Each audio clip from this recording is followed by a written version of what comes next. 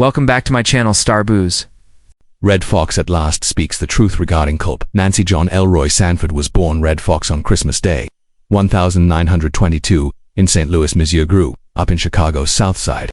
Foxx encountered the stark reality of racism and poverty at a young age, which subsequently informed his audacious, uncensored approach. He left high school early and started performing in clubs in the 10th grade, gradually advancing his career in a time-worn black performers. Opportunities were quite limited during the 1940s, and Redd Foxx gained notoriety as a chitlin in the 1950s, circuit artist who travels to black clubs throughout the nation and developing a distinct style of unvarnished, frequently sexist comedy. It was deemed inappropriate for the general public audiences. He immediately became well-known for ruling over the party records, putting out more than 50 comedic albums with unedited content that established him as a adult audience's cult favorite. Despite being underground, these records cemented his standing as an innovative comedian and truth-teller who talked candidly on social issues, sex, and racism, injustice in ways that few people dared to use. Titles told like "You Got to Wash Laugh of the Party." His albums, Your Ass and I Ain't Lied Yet, sold millions of copies, even though it was too graphic for popular radio these days. The recordings were innovative and beneficial, eliminate racial discrimination in the entertainment sector, and cleared the path for comedians like Richard Pryor in the future. Redd Foxx, Chris Rock, and Eddie Murphy wasn't merely joking around. He was bringing comedy to a new audience. Foxx's major breakthrough into the public eye occurred in 1972 when he was chosen to be the irascible, sardonic garbage dealer in Sanford and Son on NBC. Fred G. Sanford, the American version of the British Steptoe and Son, is a sitcom that was developed by Norman Lear, debuted at a period of significant societal transformation, and swiftly turned into a television icon. Sanford and Son became a hit in the ratings, as well as additionally started by focusing on a black working-class household, with a variant common event on primetime television during Redd Foxx's representation of Fred during that time. Sanford's overly sentimental "Hey, Elizabeth, I'm coming fast," and taunting conversation with his son Demon Wilson's portrayal of Lamont made him a well-known brand and gained him a loyal cross-cultural following that supports the situations in which Foxx received both praise and chastised for his flamboyant demeanor and demand for fairness in high frequently clashed with the network in Hollywood executives regarding creative control and just remuneration, setting a trail for further black performers to demand improved rights and representation. His stance on racial issues and labor disputes, he was compensated for the industry's unfairness, his peers' respect, and civil rights up a phone. Sanford and Son's departure in 1977, Foxx continued to be involved in the TV industry and movie that appears in programs such as The Redd Foxx. However, the royal family and comedy Al-Anon were able to duplicate his success. He carried on performing in the original sitcom Stand Up and performed in a number of acting roles. It demonstrated his timeless charm and humorous timing. He also assisted in mentoring and encouraged the comics of the future. Eddie Murphy and Richard Pryor are among them. They both acknowledged him as a major. Redd Foxx's impact on their careers for his incisive humor and innovative comedy had a fascinating personal life, and intricate as his public image throughout his life. He was 4 marriages, each lasting for years, representing a distinct phase in history, from adolescent optimism to painful deep romantic entanglement, tricky and ultimately redemptive. His initial marriage was in 1948. Evelyn Kibru entered into a union that came in the early years of his profession, while Foxx was still working hard in clubs and having trouble establishing himself as a performer in the entertainment industry. Their courtship is not well understood, or their relationship's dynamics, but only 3 years later, in 1951, the marriage had resulted in a temporary divorce, and early marriage most likely occurred at the same time as Foxx's years of ambition and turmoil when the road's requirements and the financial strains of the entertainment industry keeping up a home life. But the second marriage of the troublesome Foxx was much more important for both professionally and personally. In July, he wed Betty Jean Harris on May 5, 1956, gorgeous and gifted showgirl and renowned dancer in the entertainment industry circles for her grace and charm. Interestingly, Betty worked with Wanda Page, the individual who would thereafter display Aunt Esther Foxx's Bible in a famous way, using nemesis against son Foxx and Sanford. Harris and I met at a nightclub, being on the same bill as a performance representant of the tightness of the knit, and a black entertainment was interwoven. Circuit was at that time their affection gradually bloomed, and they married shortly after meeting, which led to this. Marriage was particularly noteworthy because the selfless sacrifice made by Betty's known profession as a component of their shared agreement that she decided to distance herself from show business, fully committing to herself to a full-time position. This as a business partner and homemaker wasn't only a sacrifice made for oneself.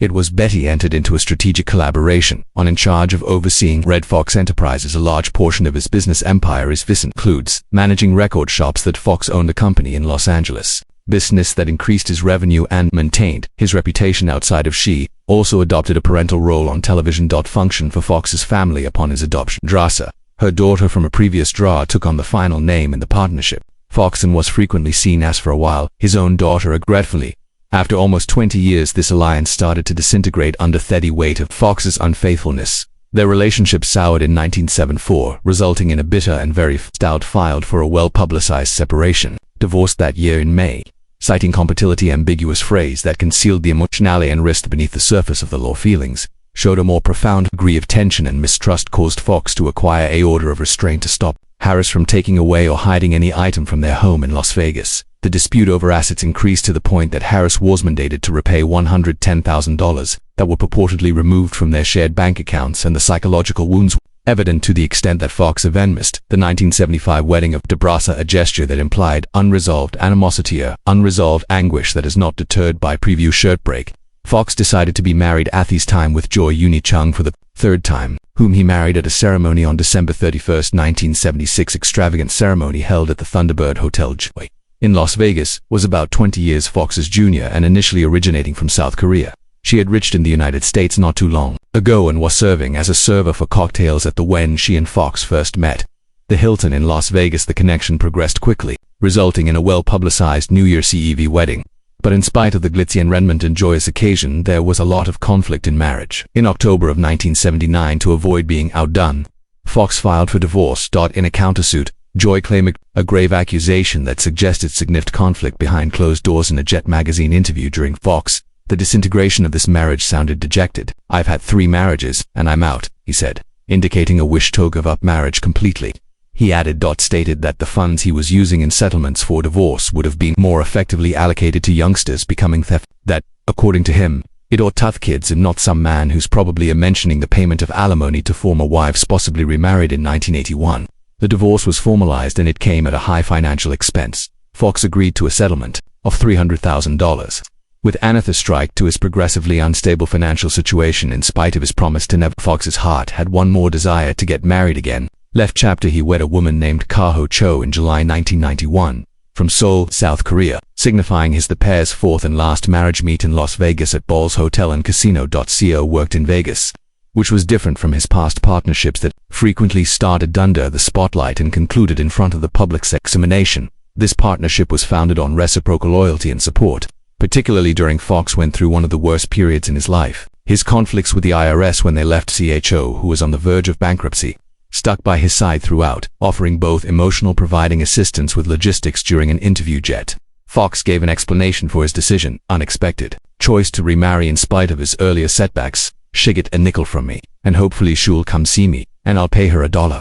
His remarks encapsulated the 75 cents of it. Combination of humor, modesty and optimism that described his connection in his later years at the Little Church. They were married at the West in Las Vegas, a location referred to for the marriages of celebrities, and commemorate with a reception at the Hacienda afterwards. This last marriage would last till Fox's premature passing in 1991.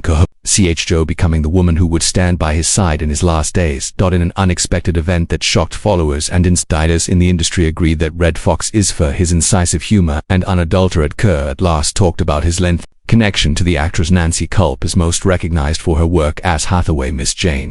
On the Beverly Hillbillies, rumors had been circulating for decades regarding the character of their friendship, some even rumors of a covert conflict or unsurprising partnership, but Fox is never one to correct the record. Mince words in interview that would eventually turn into renowned in the world of television with a cunning grin and a gleam in his eye.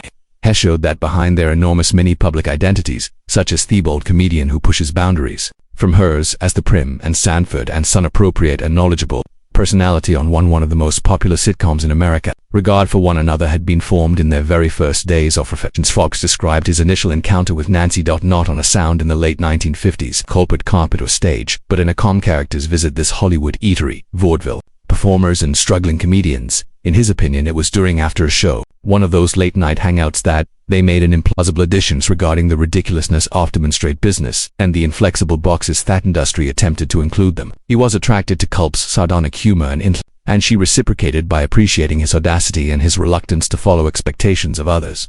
But his own started off as a casual acquaintance and quickly developed into a profound but unusual friendship based on reciprocal appreciation and a mutual comprehension of the significance of being foreigners and their Fox's own methods in the interview brush. Putting aside The obscene rumors that had floated through tabloids from time to time, implying hostility or romantic tension in C.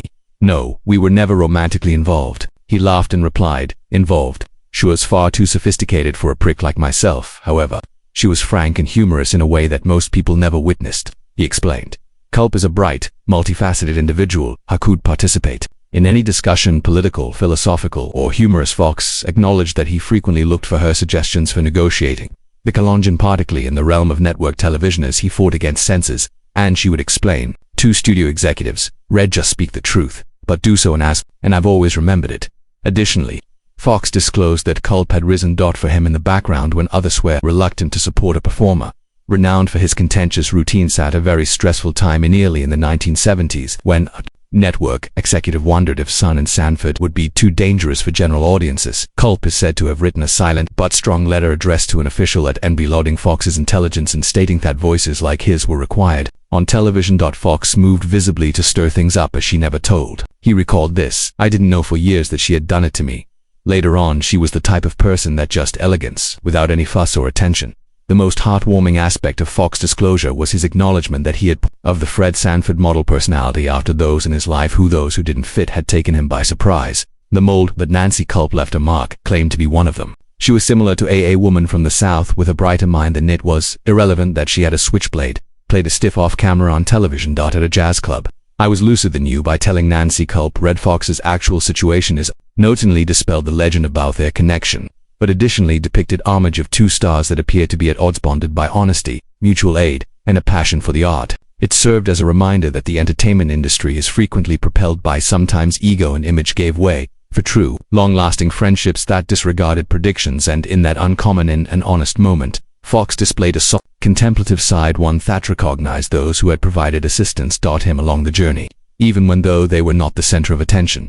On October 11, 1991, in the afternoon, Redd Foxx was filming his then-new Royal Family as a sitcom that aims to commemorate his well-received comeback on television. Eddie contributed to the series. Production Murphy was created to highlight Foxx's distinctive fusion of sardonic humor and physical humor while combining him with another television and experienced a multi-generational family environment. But what was supposed to be a Foxx's imaginative comeback would turn out to be his last project that day, when the staff and actors took a break from practice sessions and Foxx's Constanta lively individual was conversing with the Entertainment Tonight reporter stated by Della Reed, who was there. The scene that was present during the occurrence was intended to be practiced next, wasn't prepared, but a producer Huri subsequently stated that she and Foxx had a disagreement, came over several times and brutally cut off the interview. Foxx and the producer reportedly had a disagreement, even asserting in the past that he could instruct Foxx's humorous statement that many people who knew Redd thought it was ridiculous, if not demeaning, considering Foxx's renowned innate sense of humor and decades of impact on American comedy. In spite of his annoyance, Foxx was led back to theaspit the fact that his sole contribution to the next scene was just walking behind a chair across the stage. He had unable to deliver lines, clearly irritated and possibly emotionally disturbed by the persistent strain. Foxx carried out his little involvement in the scene, but as soon as he completed the motion, he abruptly initially collapsed on the set. There was lack of urgency among those in attendance. Actually, a lot of people watched or laughed, presuming implicitly that Foxx was planning one of after all. This was just his typical shenanigans. A man who had been happy for years, Fred Sanford, on Sanford and Son, frequently grips his chest and shouting, "This is the big one." Elizabeth, in a dramatic, humorous parody, heart attacks his physical prowess, humor, and perfectly timed pratfalls were so persuasive that even his own co-workers were duped into believing that crucialment. But Delary soon understood there was a serious problem, and Foxx did not to remove the comedy that has been sapped from her face. She hurried over to kneel beside him. She heard him, after listening intently, whisper softly, "Get my wife." Eerily human supplication that he repeat wise, acknowledging the gravity of the moment demanded right away emergency medical care. The seriousness of the circumstance started to calm down set, and an air of incredulity that permeated the journalist. For the Weekly Air Entertainment later, Joshua Rich recounted the incident.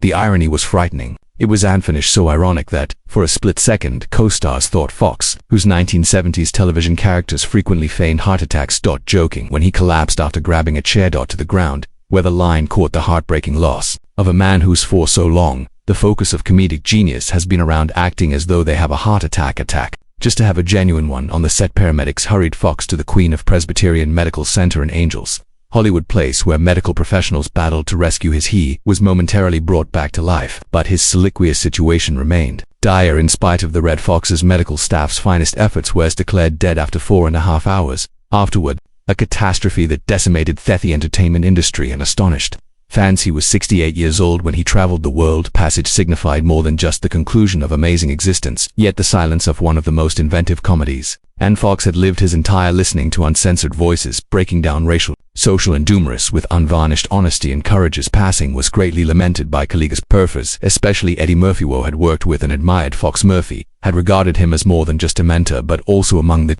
most hilarious people he had ever encountered, ridiculing Redd Foxx to be the greatest. He's a naturally humorous person, met a man who has the ability to make others without even trying, laughing. The days after his passing, there was a conversation on how to respect Foxx's legacy appropriately. In the end, Eddie Murphy personally took over to cover every burial costs and guarantee that a respectful farewell was given to the friend he was due at Palm Memorial. Foxx was buried. Palm Eastern Cemetery is another name for the park in the city he had adored. Las Vegas, Nevada, played for several years. Throughout his gravestone displays his stand-up career. John Elroy Sanford is his real name. Underneath, the location of a pioneering comedian who had an impact generations of entertainers, starting with Richard before Chris Rock, who continued to be a piercing, unyielding presence until his final breath.